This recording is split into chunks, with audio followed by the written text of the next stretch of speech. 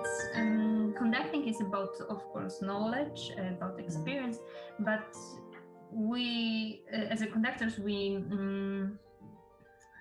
translate music through gestures. So it's very important still to practice gestures. And we can do it only with the orchestra because we don't have our instruments at home. So going for master classes is a very, very good idea, and I recommend it to everyone.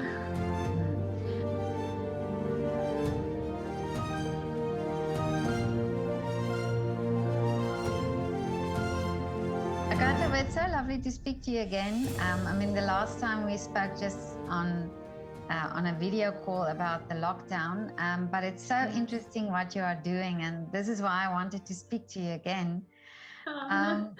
Because I've been following you on Instagram as well, and yeah. So tell me, what has been happening since we last spoke, since the lockdown ended? Are you in Poland at the moment?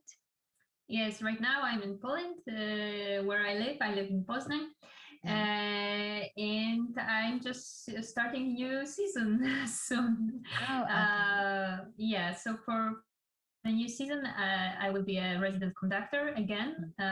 Last year I was in Toruń Symphony Orchestra, and this year, this season, I will be also a resident conductor in Sudeten Philharmonic Orchestra. This is a Philharmonic Orchestra in Poland. That's the west side of Poland. Oh, I see.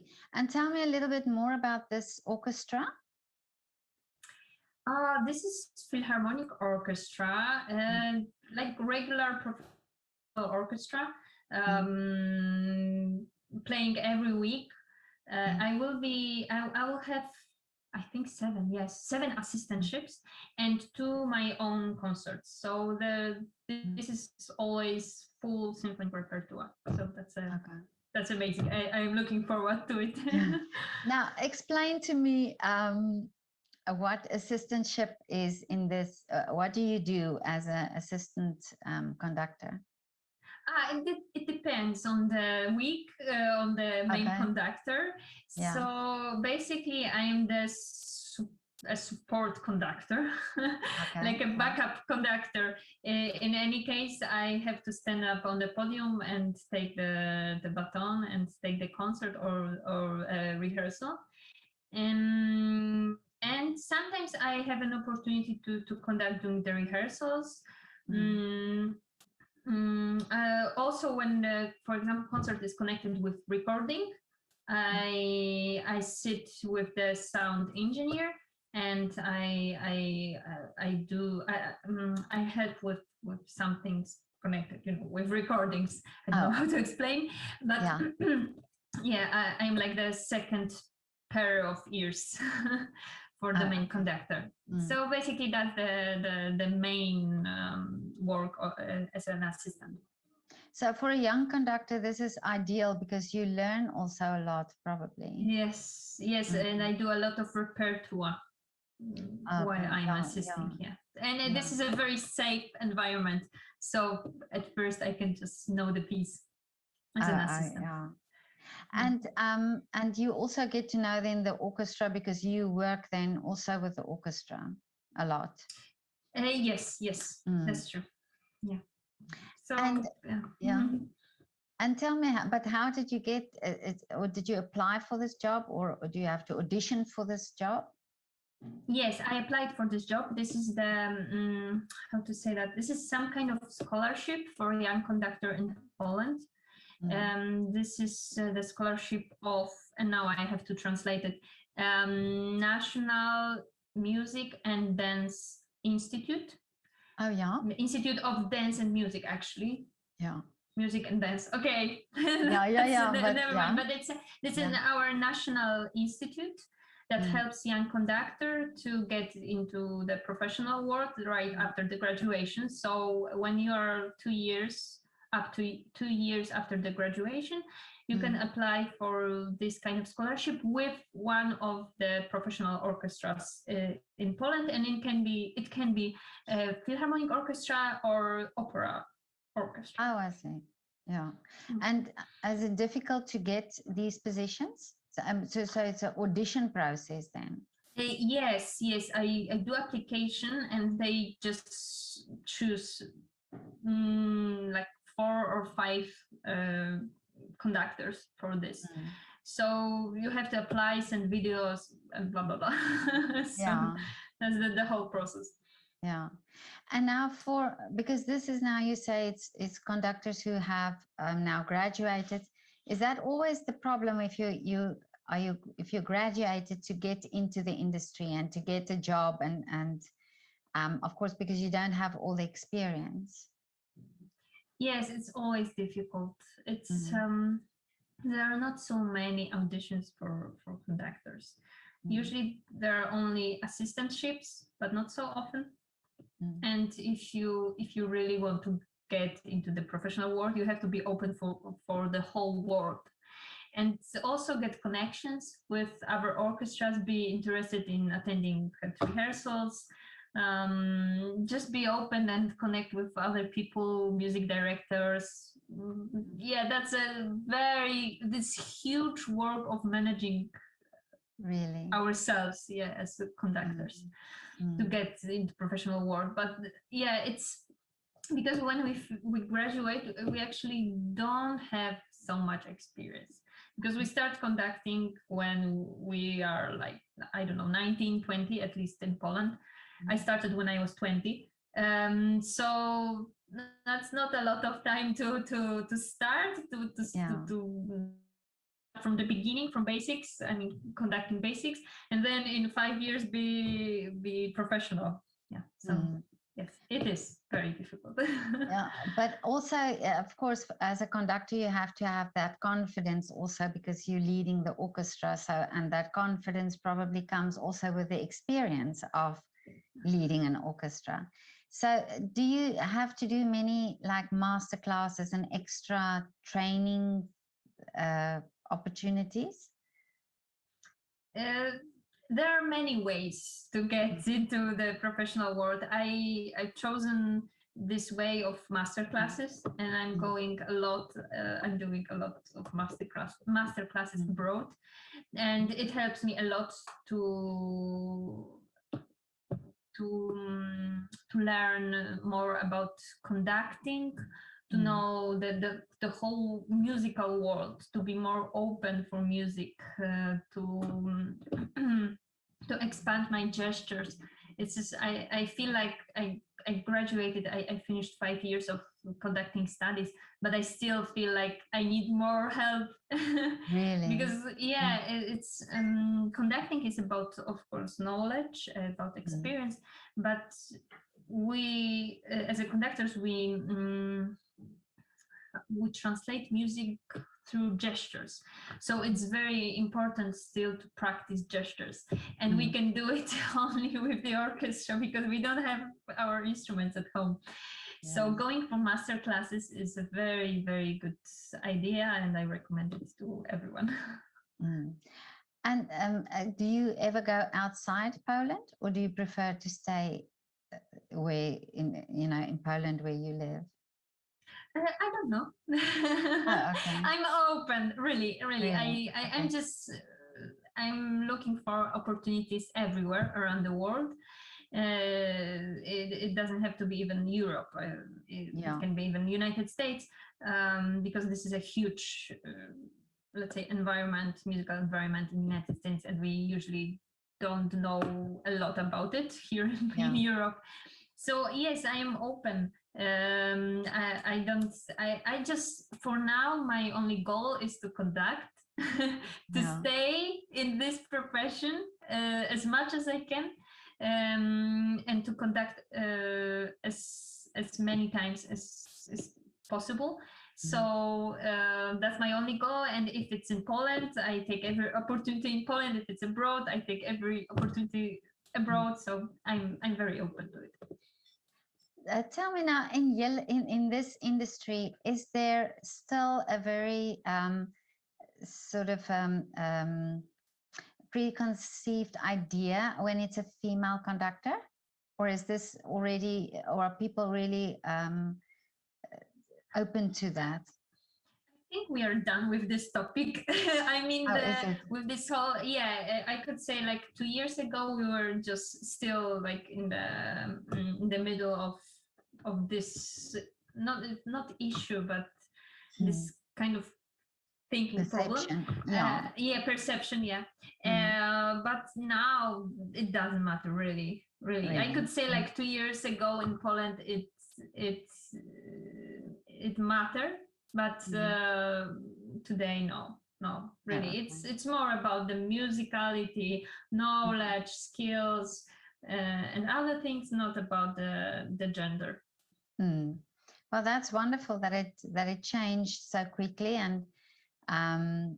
And do you feel also now that after the pandemic that people have a different perception also, or a different feeling of working together and supporting each other in the music industry?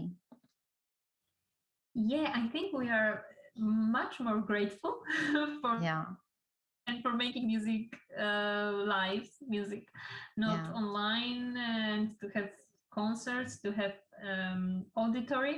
So that's for sure. Everybody changed. I feel it, and people really appreciate their jobs. If there were musicians who were like a little bit depressed about the music before the pandemic, I mean, they were not sure if they like it or they want to stay in this profession. I think this time, this period of pandemic just helped us to realize that we really miss it, we need it, and this is really our passion.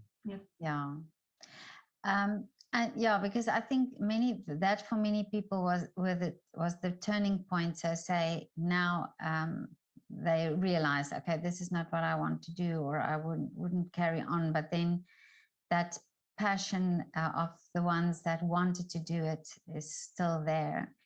And do you get also now in Poland, the audiences, are they more also very appreciative that you are back and that the live concerts can happen again? Can you sense that as well? Yes. I most of the concerts are sold out. Really? So yes, that's very good. Yeah, that's wonderful. Tell me, do you have, on a lighter note, do you have sort of a ritual or anything that you do before a concert, on the day before the concert? How do you prepare yourself? The day before the concert, nothing special, because I have still rehearsals. The day before the concert I have a rehearsal, and on the concert day I have also dress rehearsal. So until the end of dress rehearsal, I am most of the time just focused, and this is I'm focused on music, and I just do my job. But between the dress rehearsal and concert, usually if I am very tired, I try to take a short nap. I take a shower. That's very important to wake up and to relax. And usually like half an hour before the concert, I like to stay in silence and stay focused in my dressing room. Dressing room, dressing room. And I just try to focus on music, on the quality of the sound, and just to do some visionary thing about going on the stage, and just to be in this, to not be distracted. Do you go through your score before you go on stage? On the podium? Sometimes. Usually I go through the score of concerto. That's what I do, because usually we meet with a soloist just the day before the concert. So I just want to go through the whole concerto and every tricky spot to remember that, or just to put a small, paper, like stick paper, with some notes, just to remember about. But that's it. Usually I don't go through for example, to go through the whole symphony. No. I do this at the dress rehearsal, so there is no need to do it again. Oh, okay. This day. And do you have a specific baton that you use for different concerts, or do you just have one? No. Actually, right now I have 3 batons, and I choose them to different repertoire, but it's more about how I feel with this music. I try to fit the baton to the music. So one of my batons is more light, and I like to use it to the romantic music. One has, I have some, I can show you. Yes. I have my buttons here. So, but it's very subjective thing. There are conductors who really don't care about how they feel the stick in their hands. So it doesn't matter for them with what baton they conduct. But for example, for classical music, I just like something like this because it's easier to hold it with faster tempos, or just to, I don't know, more relaxed. It's very subjective. Can you hold it a little bit higher? Can you hold it a little bit higher that I can see? Higher. Okay. Okay, so I this one see. classical music. So it's easier to hold. So I see. Okay. Yeah. And this one I use for romantic music. But it's really, it's so it's a different feeling. So it's a different feeling in the palm of your hand, really. For me, yes. But really, it's very subjective. For me, yes, I feel the difference, and I feel the sound differently with every baton. And now I have to ask you, because we're girls, how do you dress? What is your...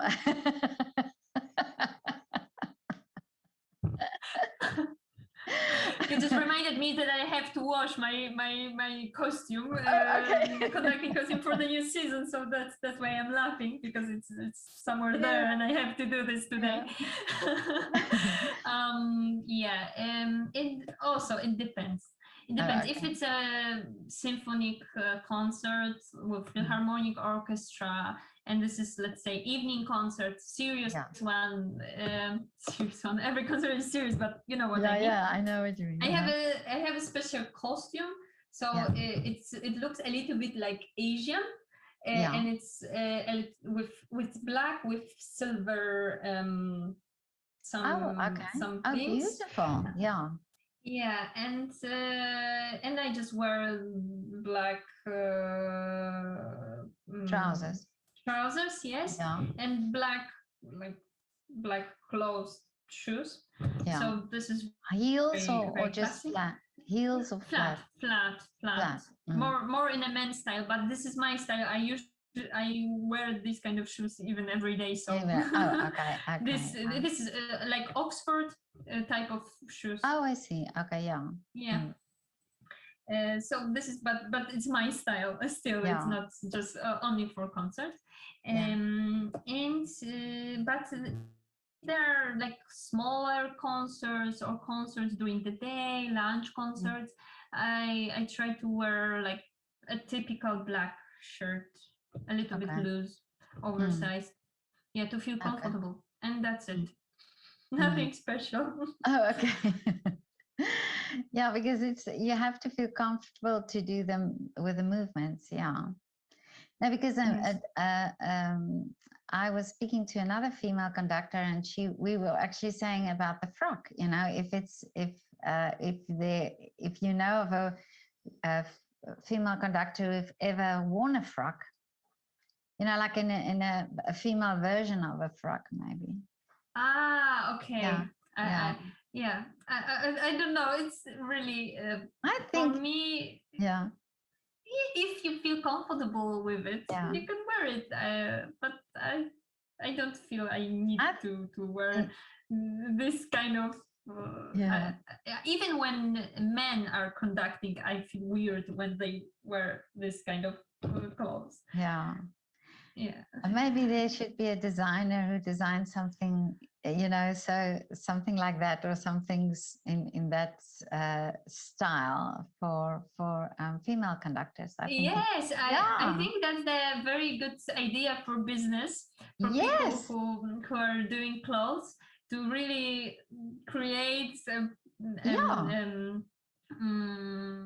how to say that, Like an outfit. their own Yes. line of Conducting, female conducting. female frocks. conducting Yeah. frocks, or in general clothes, because it's Yeah. sometimes it's about the suits, it's their jackets, shirts. I think that's a very, very good idea for business. Good. There are so many Well, female conductors. Yeah. Well, we've said it now here, so we'll find it. Many wishes have come true from this platform, so I'm sure we will find somebody. Yeah. But Agata, this is so lovely to talk to you. I, as I say, your work is you always, your pictures. It's so lovely to follow you on Instagram, and I'm so happy for you that you have this appointment to be assistant director, and I also hope that you will find something if you want to go to America one day, that there will be something for you as well. But but all the best with your career and with everything you're doing. And let me know whenever there is something that you would like to talk about, if there's an interesting project that you're involved in. I'm also very interested about projects to do with the youth, because I think the youth it's so important that that they are not only get the exposure to do music, but also to be more appreciative of classical music, so in the end, I can say that tomorrow I start to work as a conductor of 2 orchestras in music school in Poznań, in my home city. Really? And this is so this is my new experience. This is the first time in my life I will work with children, actually teenagers, because this is the high school orchestra, 2 high school orchestras. So yes, we can really arrange, but in a few months, arrange a meeting, and I can talk how is it to work with classical music and classical repertoire with young teenagers. I would so love that. We should definitely do that. Absolutely. That would be so interesting. Yeah. So in a few months' time, you write to me and we talk about that. Okay. It will be wonderful. Okay. Oh wow, I'm very excited about this now.